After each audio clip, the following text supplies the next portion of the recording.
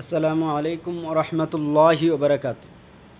আমরা আর কত দেখব এই ফিলিস্তিনের উপর, গাজার উপর যেভাবে ইসরায়েল আক্রমণ করতেছে, যেভাবে প্রতিনিয়ত প্রত্যেক দিন কমপক্ষে 70 থেকে 80 জনের মৃত্যু হইতেছে।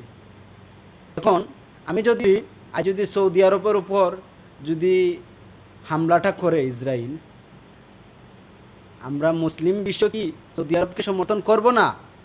তে কেন এখন সৌদি আরব কথা বলতেছে না? কেন কাতার, মিশর, জর্ডান কথা বলতেছে না?